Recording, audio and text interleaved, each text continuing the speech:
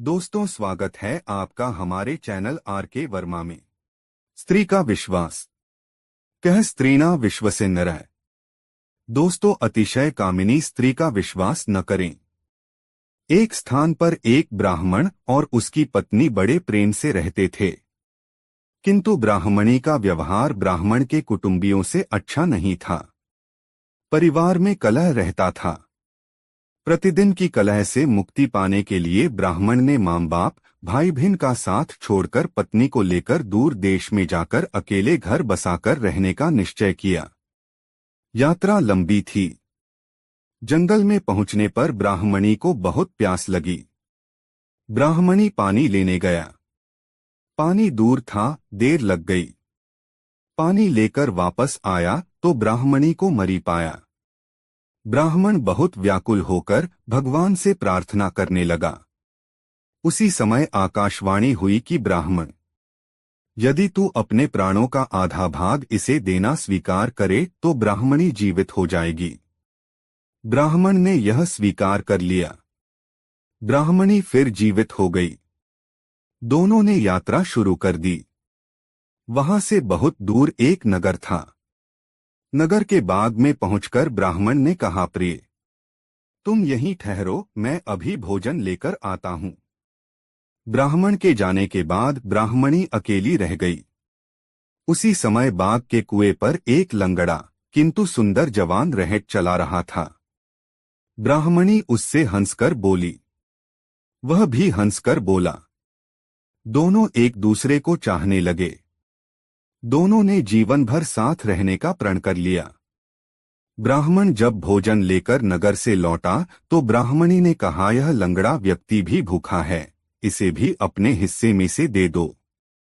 जब वहां से आगे प्रस्थान करने लगे तो ब्राह्मणी ने ब्राह्मण से अनुरोध किया कि इस लंगड़े व्यक्ति को भी साथ ले लो। रास्ता अच्छा कट जाएगा। तुम जब कहीं जाते हो तो मैं अकेली रह जाती हैं, बात करने को भी कोई नहीं होता। इसके साथ रहने से कोई बात करने वाला तो रहेगा। ब्राह्मण ने कहा, हमें अपना भार उठाना ही कठिन हो रहा है, इस लंगड़े का भार कैसे उठाएंगे। ब्राह्मणी ने कहा, हम इसे पिटारी में रख लेंगे। ब्राह्मण को पत्नी की बात माननी पड़ी। कुछ दूर जाकर ब्राह्मणी और लंगड़े ने मिलकर ब्राह्मण को धोखे से कुएं में धकेल दिया। उसे मरा समझकर वे दोनों आगे बढ़े। नगर की सीमा पर राज्य कर वसूल करने की चौकी थी।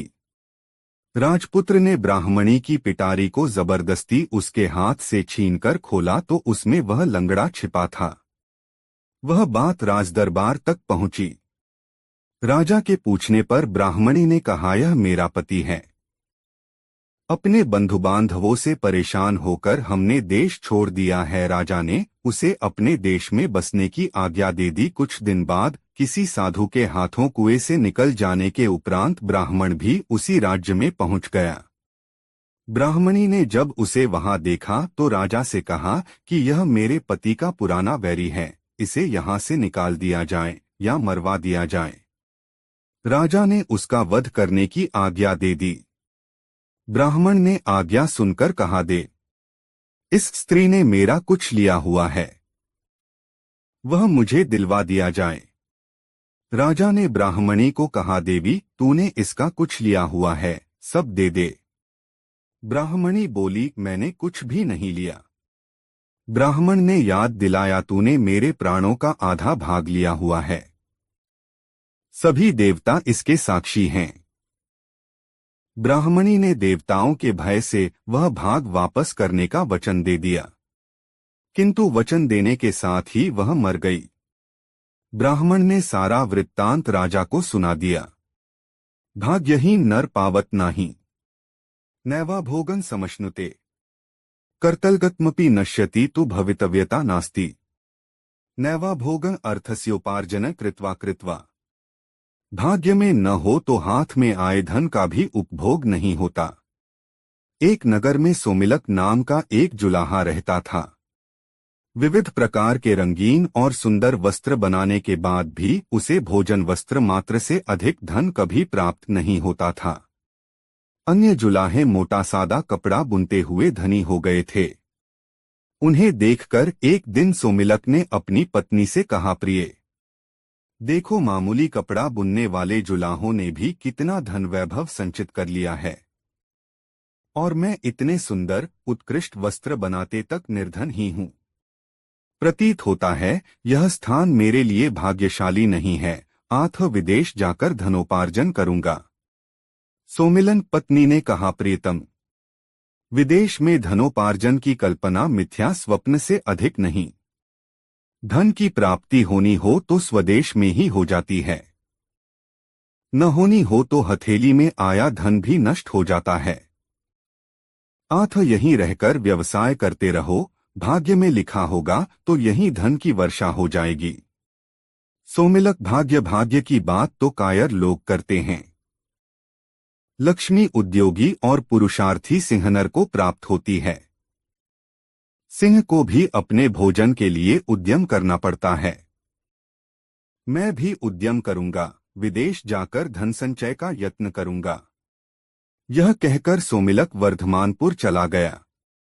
वहां 3 वर्षों में अपने कौशल से 300 सोने की मुहरें लेकर वह घर की ओर चल दिया। रास्ता लंबा था। आधे रास्ते में ही दिल ढल गया, शाम हो गई। आसपास कोई घर नहीं था। एक मोटे वृक्ष की शाखा के ऊपर चढ़कर रात बिताई। सोते सोते स्वप्न में आया कि 2 भयंकर आकृति के पुरुष आपस में बात कर रहे हैं। एक ने कहा, है पौरुष, तुझे क्या मालूम नहीं है कि सोमिलक के पास भोजन वस्त्र से अधिक धन नहीं रह सकता, तब तूने इसे 300 मोहरें क्यों दी? दूसरा बोला, है भाग्य, मैं तो प्रत्येक पुरुषार्थी को एक बार उसका फल दूंगा।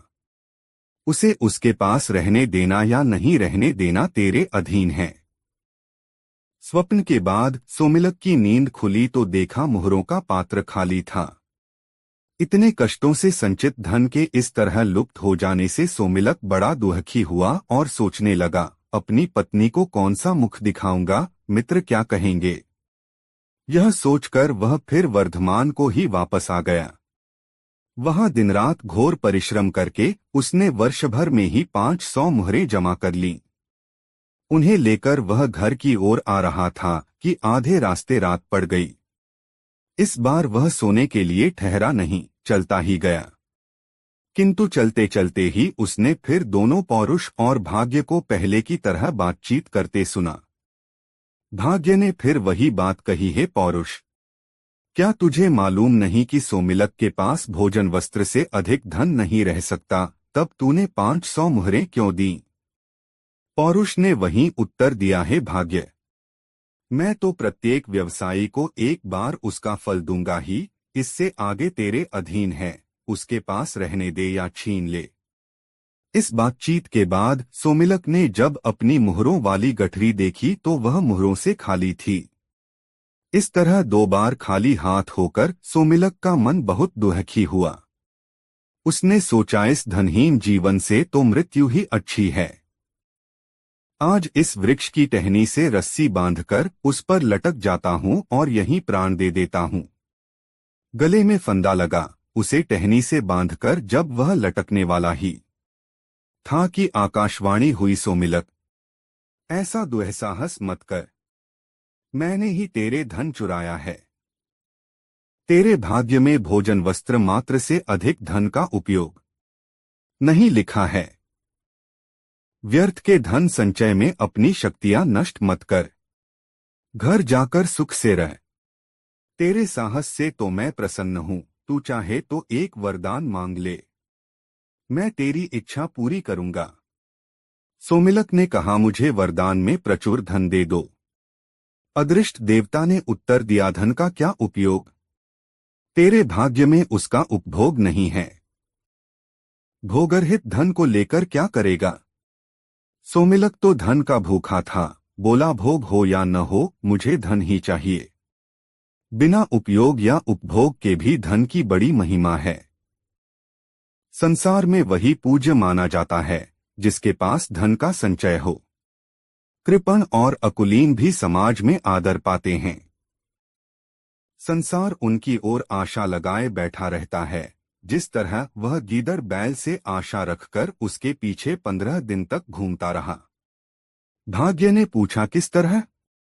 सोमिलक ने फिर बैल और गीदड़ की यह कहानी सुनाई। मूर्ख मंडली। सर्व व मूर्ख मंडलम।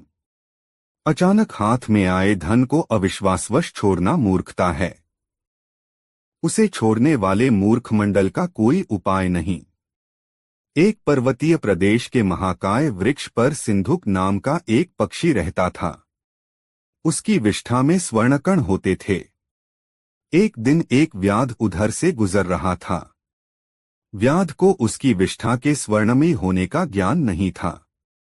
इससे संभव था कि व्याध उसकी उपेक्षा करके आगे निकल जाता, किंतु मूर्ख सिंधुक पक्षी ने वृक्ष के ऊपर से व्याध के सामने ही स्वर्णकण विष्ठा कर दी। उसे देख व्याध ने वृक्ष पर जाल फैला दिया और स्वर्ण के लोभ में उसे पकड़ लिया। उसे पकड़कर व्याध अपने घर ले आया। वहां उसे पिंजरे में रख लिया।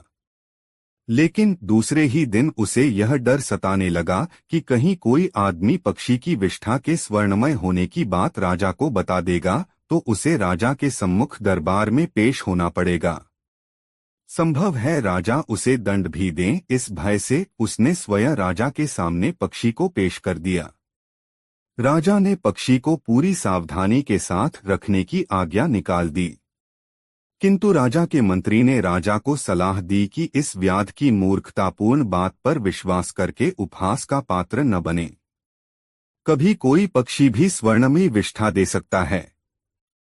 उसे छोड़ दीजिए। राजा ने मंत्री की सलाह मानकर उसे छोड़ दिया।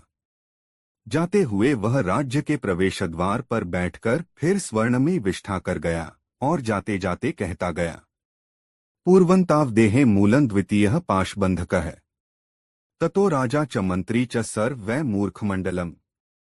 अर्थात पहले तो मैं ही मूर्ख था जिसने व्याध के सामने विष्ठा की। फिर व्याध ने मूर्खता दिखलाई जो व्यर्थ ही मुझे राजा के सामने ले गया। उसके बाद राजा और मंत्री भी मूल के सरताज निकले। इस राज्य में सब मूर्खमंडल ही एकत्र हुआ है। रक्ताक्ष द्वारा कहानी सुनने के बाद भी मंत्रियों ने अपनी मूर्खता भरे व्यवहार में परिवर्तन नहीं किया। पहले की तरह वे स्थिरजीवी को अन्नमास खिला पिलाकर मोटा करते रहे। रक्ताक्ष ने यह देखकर अपने पक्ष के साथियों से कहा कि अब यहाँ हमें नहीं ठहरना चाहिए। हम किसी दूसरे पर्वत की कंदरा में अपना दुर्ग बना लेंगे। हमें उस बुद्धिमान गीदड़ की तरह आने वाले संकट को देख लेना चाहिए और देखकर अपनी गुफा छोड़ देना चाहिए, जिसने शेर के डर से अपना घर छोड़ दिया था। उसके साथियों ने पूछा, किस गीदड़ की तरह? रक्ताक्ष ने तब शेर और गीदड़ की वह कहानी सुनाई जिसमें गुफा बोली थी। बड़े नाम की महिमा। त्र्यपदेशेन महता सिद्धि सजायते परा। बड़े नाम के प्रताप से ही संसार के काम सिद्ध हो जाते हैं। एक वन में चतुर्दंत नाम का महाकाय हाथी रहता था। वह अपने हाथी दल का मुखिया था। बरसों तक सूखा पड़ने के कारण वहां के सब झील, तलैया, ताल सूख गए और पेड़ मुरझा गए। सब हाथियों ने मिलकर अपने गजराज चतुर्दंत को कहा कि हमारे बच्चे भूख प्यास से मर गए, जो शेष हैं मरने वाले हैं। इसलिए जल्दी ही किसी बड़े तालाब की खोज की जाए। बहुत देर सोचने के बाद चतुर्दंत ने कहा, मुझे एक तालाब याद आता है। वह पातालगंगा के जल से सदा भरा रहता है। चलो वहीं चलें। 5 रात की लंबी यात्रा के बाद सब हाथी वहां पहुंचे। तालाब में पानी था। दिन भर पानी में खेलने के बाद हाथियों का दल शाम को बाहर निकला। तालाब के चारों ओर खरगोशों के अनगिनत बिल थे। उन बिलों से जमीन पोली हो गई थी। हाथियों के पैरों से वे सब बिल टूट फूट गए। बहुत से खरगोश भी हाथियों के पैरों से कुचल गए। किसी की गर्दन टूट गई, किसी का पैर टूट गया। बहुत से मर भी गए। हाथियों के वापस चले जाने के बाद उन बिलों में रहने वाले क्षतविक्षत लहूलुहान खरगोशों ने मिलकर एक बैठक की। उसमें स्वर्गवासी खरगोशों की स्मृति में दोहक प्रकट किया गया तथा भविष्य के संकट का उपाय सोचा गया। उन्होंने सोचा, आसपास अन्यत्र कहीं जल न होने के कारण ये हाथी अब हर रोज इसी तालाब में आया करेंगे और उनके बिलों को अपने पैरों से रौंदा करेंगे। इस प्रकार 2-4 दिनों में ही सब खरगोशों का वंश नाश हो जाएगा। हाथी का स्पर्श ही इतना भयंकर है जितना सांप का सूंघना, राजा का हंसना और मानिनी का मान। इस संकट से बचने का उपाय सोचते सोचते एक ने सुझाव रखा, हमें इस स्थान को छोड़कर अन्य देश में चले जाना चाहिए। यह परित्याग ही सर्वश्रेष्ठ नीति है। एक का परित्याग परिवार के लिए, परिवार का गांव के लिए, गांव का शहर के लिए और संपूर्ण पृथ्वी का परित्याग अपनी रक्षा के लिए करना पड़े तो भी कर देना चाहिए। किंतु दूसरे खरगोश ने कहा, हम तो अपने पिता पितामह की भूमि न छोड़ेंगे। कुछ ने उपाय सुझाया कि खरगोशों की ओर से एक चतुर दूत हाथियों के दलपति के पास भेजा जाए। वह उससे यह कहे कि चंद्रमा में जो खरगोश बैठा है उसने हाथियों को इस तालाब में आने से मना किया है। चंद्रमा स्थित खरगोश की बात को वह मान जाए। बहुत विचार के बाद लंबकर्ण नाम के खरगोश को दूत बनाकर हाथियों के पास भेजा गया। लंबकर्ण तालाब के रास्ते में एक ऊंचे टीले पर बैठ और जब हाथियों का झुंड वहां आया तो वह बोला, यह तालाब चांद का अपना तालाब है, यहां मत आया करो। गजराज तू कौन है? लंबकर्ण, मैं चांद में रहने वाला खरगोश हूं। भगवान चंद्र ने मुझे तुम्हारे पास यह कहने के लिए भेजा है कि इस तालाब में तुम न आया करो। गजराज ने कहा, जिस भगवान चंद्र का संदेश लाए हो वह इस समय कहाँ है? लंबकर्ण, इस समय वे तालाब में हैं। कल तुमने खरगोशों के बिलों का नाश कर दिया था, आज वे खरगोशों की विनती सुनकर यहां आए हैं। उन्होंने मुझे तुम्हारे पास भेजा है। गजराज, ऐसा ही है तो मुझे उनके दर्शन करा दो, मैं उन्हें प्रणाम करके वापस चला जाऊंगा। लंबकर्ण अकेले गजराज को लेकर तालाब के किनारे पर गया। तालाब में चांद की छाया पड़ रही थी। गजराज ने उसे ही चांद समझकर प्रणाम किया और लौट पड़ा। उस दिन के बाद कभी हाथियों का दल तालाब के किनारे नहीं आया। कहानी समाप्त होने के बाद कौवे ने कहा, यदि तुम उल्लू जैसे नीच, आलसी, कायर, व्यसनी और पीठ पीछे कटुभाषी पक्षी को राजा बनाओगे तो शशकपिंजल की तरह नष्ट हो जाओगे। पक्षियों ने पूछा, कैसे? कौवे ने कहा, सुनो, शरणागत को दुत्कारो नहीं। भूतान यो नानुगृह्णा स्यात् मनः शरणागतान्। भतार्थास्तस्य नश्यन्ति हंसाः पद्मवने यथा। जो शरणागत जीव पर दया नहीं करते उन पर दैव की भी दया नहीं रहती। एक नगर में चित्ररथ नाम का राजा रहता था।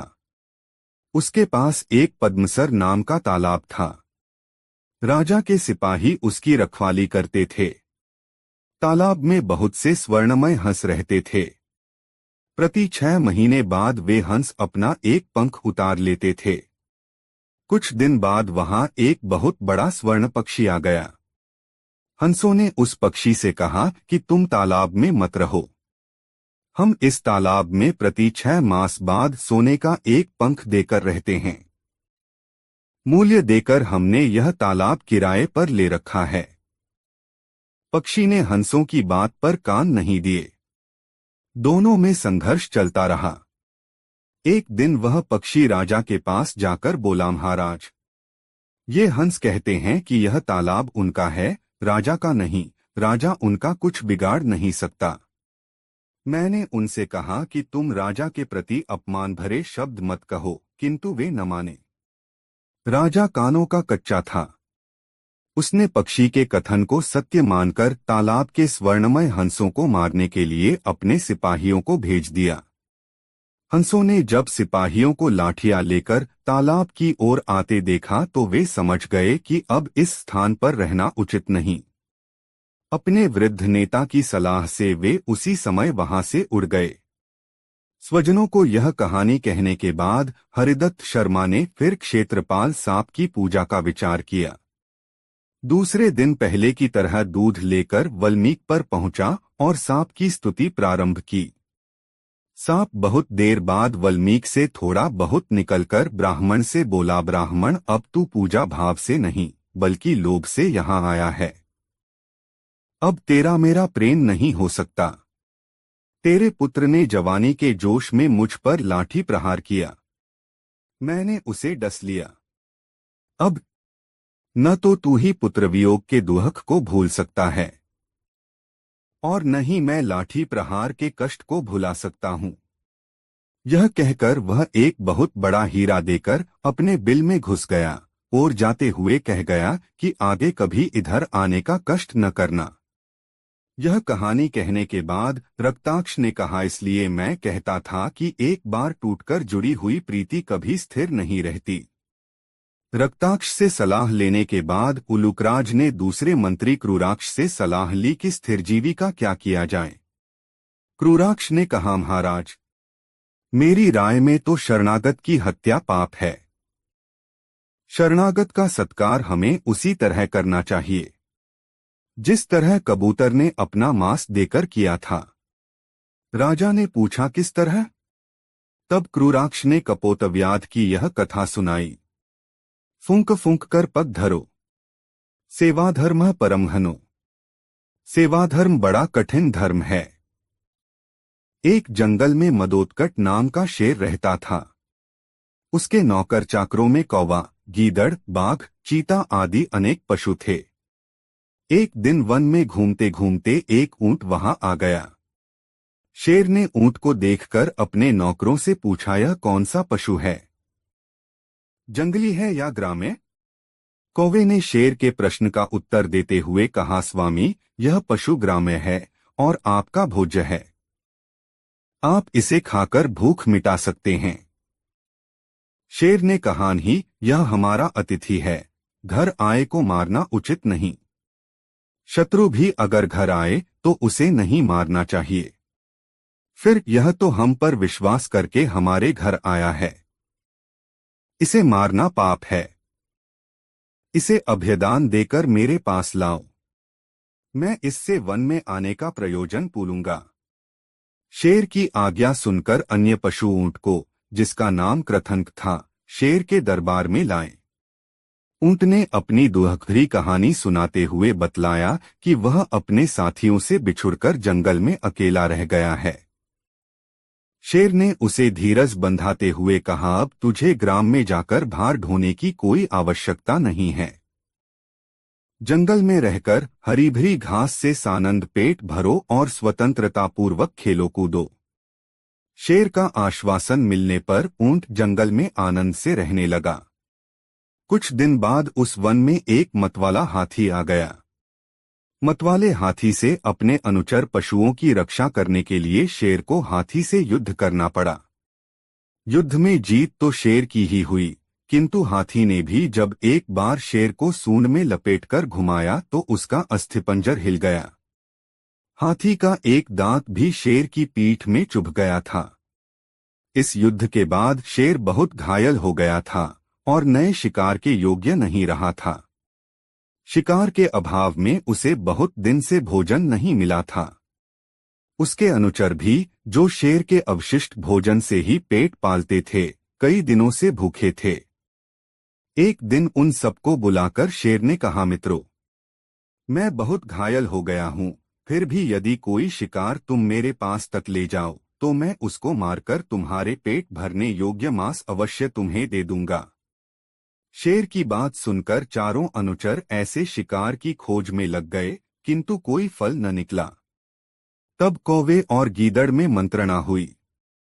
गीदड़ बोला, काकराज, अब इधर उधर भटकने का क्या लाभ, क्यों न इस ऊंट कथन को मारकर ही भूख मिटाए। कौवा बोला, तुम्हारी बात तो ठीक है, किंतु स्वामी ने उसे अभयवचन है दिया हुआ। गीदड़, मैं ऐसा उपाय करूंगा जिससे स्वामी उसे मारने को तैयार हो जाए। आप यहीं रहें, मैं स्वयं जाकर स्वामी से निवेदन करता हूँ। गीदड़ ने तब शेर के पास जाकर कहा, स्वामी, हमने सारा जंगल छान मारा है, किंतु कोई भी पशु हाथ नहीं आया। अब तो हम सभी इतने भूखे प्यासे हो गए हैं कि एक कदम आगे नहीं चला जाता। आपकी भी दशा ऐसी ही है। आज्ञा दें तो कृतंक को ही मारकर उससे भूख शांत की जाए। गीदड़ की बात सुनकर शेर ने क्रोध से कहा, पापी, आगे कभी यह बात मुख से निकाली तो उसी क्षण तेरे प्राण ले लूंगा। जानता नहीं कि उसे मैंने अभय वचन दिया है। गीदड़ स्वामी, आपको वचन भंग के लिए नहीं कह रहा। आप उसका स्वयं वध न कीजिए, किंतु यदि वही स्वयं आपकी सेवा में प्राणों की भेंट लेकर आए तब तो उसके वध में कोई दोष नहीं है। यदि वह ऐसा नहीं करेगा तो हम में से सभी आपकी सेवा में अपने शरीर की भेंट लेकर आपकी भूख शांत करने के लिए आएंगे। जो प्राण स्वामी के काम न आए उनका क्या उपयोग। स्वामी के नष्ट होने पर अनुचर स्वयं नष्ट हो जाते हैं। स्वामी की रक्षा करना उनका धर्म है। मदरोत्कट, यदि तुम्हारा यही विश्वास है तो मुझे इसमें कोई आपत्ति नहीं। शेर से आश्वासन पाकर गीदड़ अपने अन्य अनुचर साथियों के पास आया और उन्हें लेकर फिर शेर के सामने उपस्थित हो गया। वे सब अपने शरीर के दान से स्वामी की भूख शांत करने आए थे। गीदड़ उन्हें यह वचन देकर लाया था कि शेर शेष सब पशुओं को छोड़कर ऊंट को ही मारेगा। सबसे पहले कौवे ने शेर के सामने जाकर कहा, स्वामी, मुझे खाकर अपनी जान बचाइए जिससे मुझे स्वर्ग मिले। स्वामी के लिए प्राण देने वाला स्वर्ग जाता है, वह अमर हो जाता है। गीदड़ ने कौवे से कहा, रे कौवे, तू इतना छोटा है कि तेरे खाने से स्वामी की भूख बिल्कुल शांत नहीं होगी। तेरे शरीर में मांस ही कितना है जो कोई खाएगा। मैं अपना शरीर स्वामी को अर्पण करता हूँ। गीदड़ ने जब अपना शरीर भेंट किया तो बाघ ने उसे हटाते हुए कहा, तू भी बहुत छोटा है। तेरे नख इतने बड़े और विषैले हैं कि जो खाएगा उसे जहर चढ़ जाएगा, इसीलिए तू अभक्ष्य है। मैं अपने को स्वामी को अर्पण करूंगा। मुझे खाकर वे अपनी भूख शांत करें। उसे देखकर कृतंक ने सोचा कि वह भी अपने शरीर को अर्पण कर दे। जिन्होंने ऐसा किया था उसमें से शेर ने किसी को भी नहीं मारा था, इसलिए उसे भी मरने का डर नहीं था। यही सोचकर कृतंक ने भी आगे बढ़कर बाघ को एक ओर हटा दिया और अपने शरीर को शेर को अर्पण किया। तब शेर का इशारा पाकर गीदड़, चीता, बाघ आदि पशु ऊंट पर टूट पड़े और उसका पेट फाड़ डाला। सबने उसके मांस से अपनी भूख शांत की। संजीवक ने दमनक से कहा, भी मैं कहता हूं कि छलकपट से भरे वचन सुनकर किसी को उन पर विश्वास नहीं करना चाहिए, और यह कि राजा के अनुचर जिसे मरवाना चाहें उसे किसी न किसी उपाय से मरवा ही देते हैं। निस्संदेह किसी नीच ने मेरे विरुद्ध राजा पिंगलक को उकसा दिया है। अब दमनक भाई, मैं एक मित्र के नाते तुझसे पूछता हूं कि मुझे क्या करना चाहिए। दमनक, मैं तो समझता हूं कि ऐसे स्वामी की सेवा का कोई लाभ नहीं है।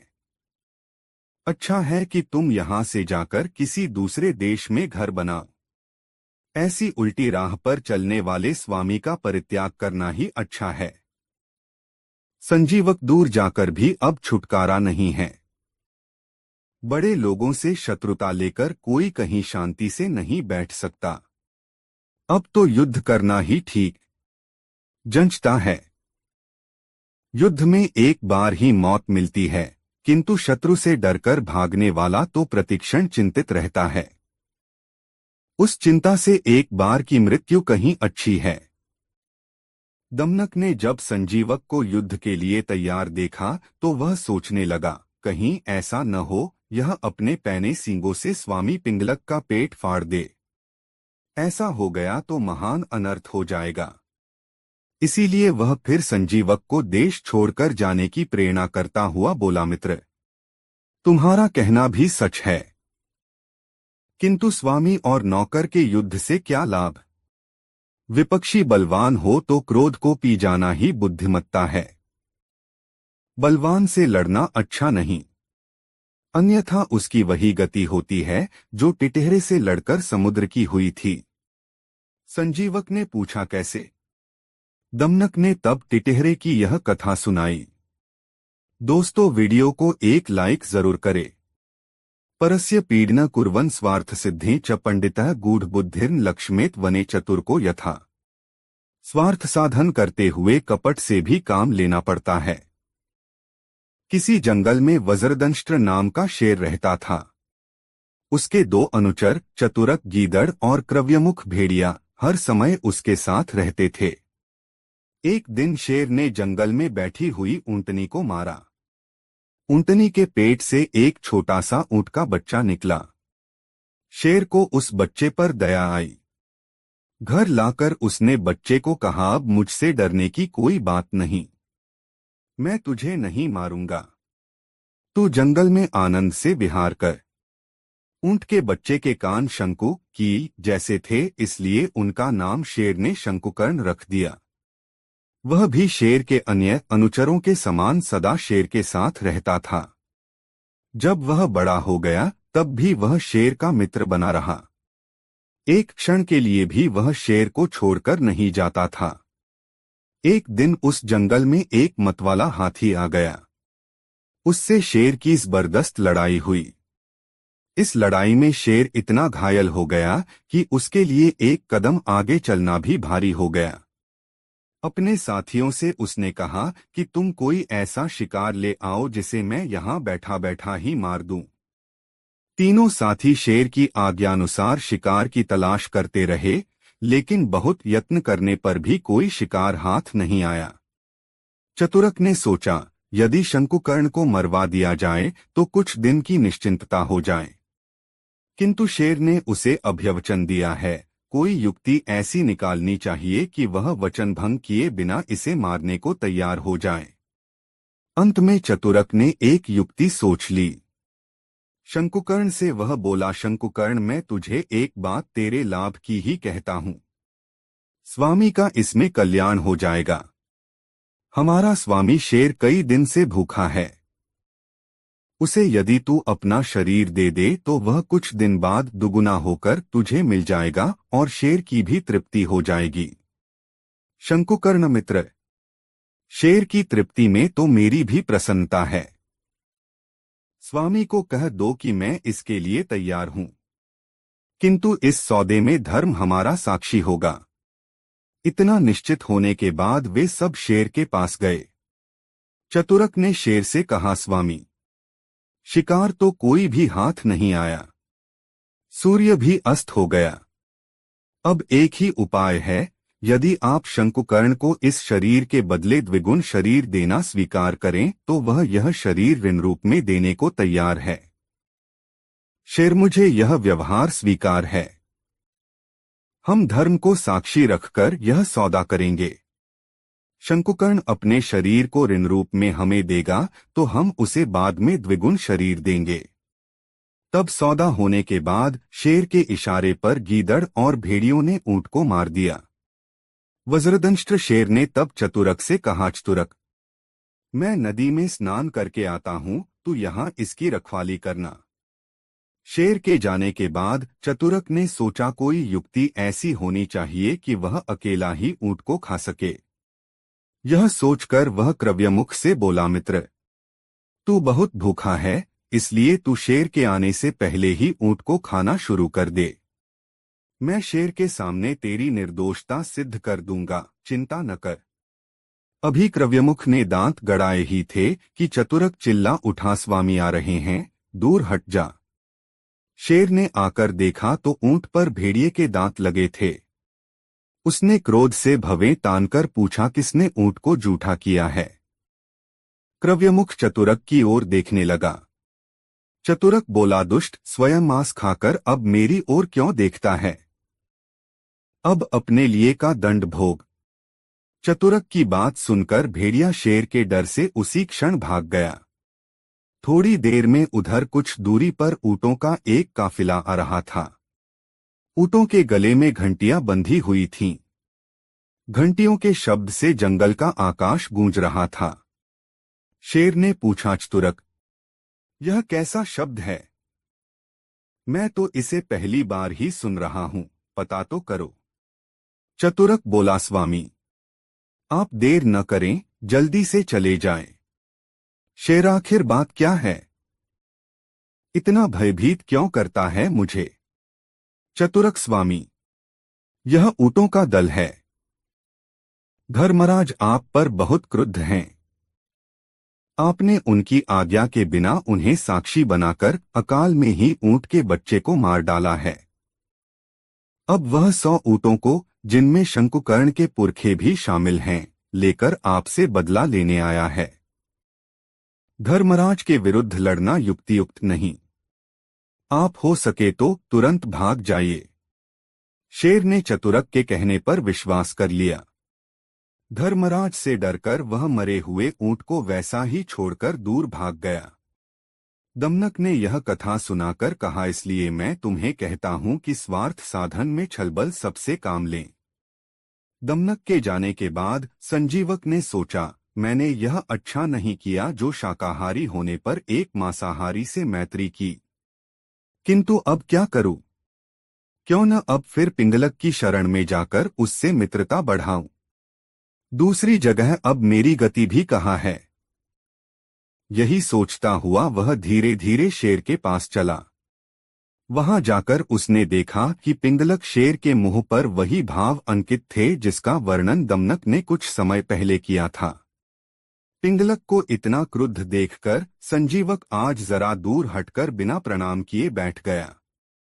पिंगलक ने भी आज संजीवक के चेहरे पर वही भाव अंकित देखे जिनकी सूचना दमनक ने पिंगलक को दी थी। दमनक की चेतावनी का स्मरण करके पिंगलक संजीवक से कुछ भी पूछे बिना उस पर टूट पड़ा।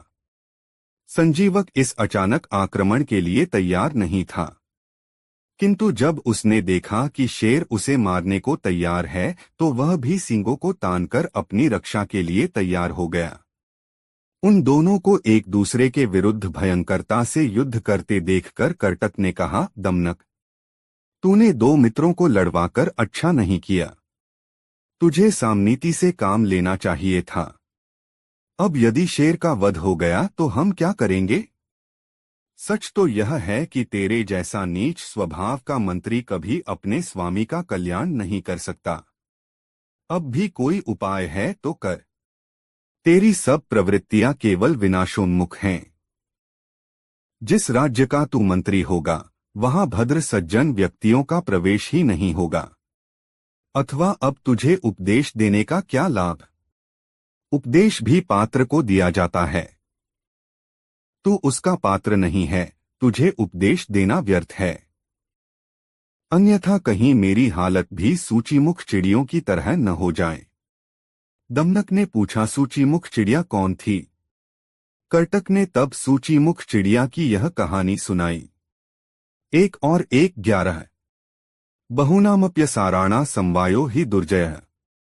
छोटे और निर्बल भी संख्या में बहुत होकर दुर्जय हो जाते हैं। जंगल में वृक्ष की एक शाखा पर चिड़ाचिड़ी का जोड़ा रहता था। उनके अंडे भी उसी शाखा पर बने घोंसले में थे। एक दिन मतवाला हाथी वृक्ष की छाया में विश्राम करने आया। वहां उसने अपनी सूंड में पकड़कर वही शाखा तोड़ दी जिस पर चिड़ियों का घोंसला था। अंडे जमीन पर गिरकर टूट गए। चिड़िया अपने अंडों के टूटने से बहुत दुखी हो गई। उसका विलाप सुनकर उसका मित्र कटफोड़ा आ गया।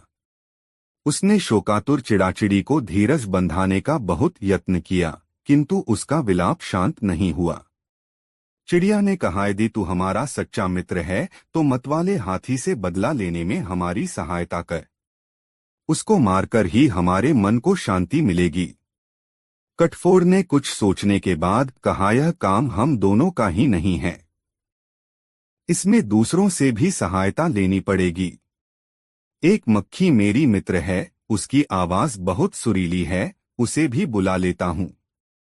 मक्खी ने भी जब कटफोड़े और चिड़िया की बात सुनी तो वह मतवाले हाथी को मारने में उनको सहयोग देने को तैयार हो गई।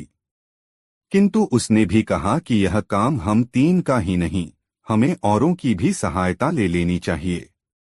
मेरा मित्र एक मेढक है, उसे भी बुला लाऊं।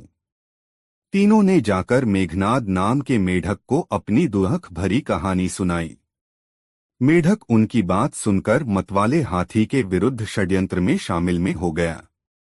उसने कहा, भी तो मैं कहती हूं कि छोटे और निर्बल भी मिलजुल कर बड़े बड़े जानवरों को मार सकते हैं। टिटहरा, अच्छी बात है। मैं भी दूसरे पक्षियों की सहायता से समुद्र को सुखाने का यत्न करूंगा।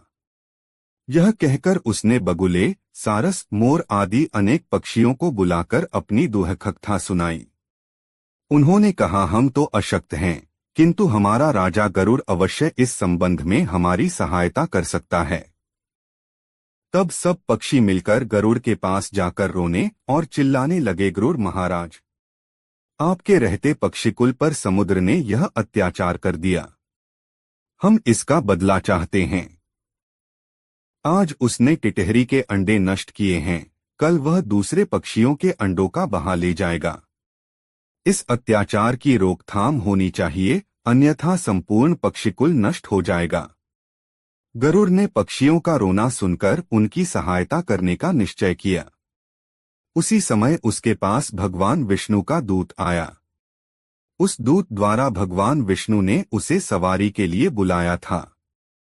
गरुड़ ने दूत से क्रोधपूर्वक कहा कि वह विष्णु भगवान को कह दे कि वे दूसरी सवारी का प्रबंध कर लें। दूत ने गरुड़ के क्रोध का कारण पूछा तो गरुड़ ने समुद्र के अत्याचार की कथा सुनाई। दूत के मुख से गरुड़ के क्रोध की कहानी सुनकर भगवान विष्णु स्वयं गरुड़ के घर गए।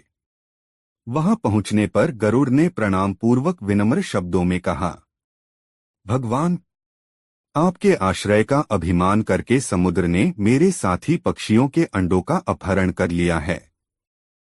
इस तरह मुझे भी अपमानित किया है। मैं समुद्र से इस अपमान का बदला लेना चाहता हूं। भगवान विष्णु बोले, गरुड़, तुम्हारा क्रोध युक्तियुक्त है। समुद्र को ऐसा काम नहीं करना चाहिए था। चलो, मैं समुद्र से उन अंडों को वापस लेकर टिटहरी को दिलवा देता हूं। उसके बाद हमें अमरावती जाना है।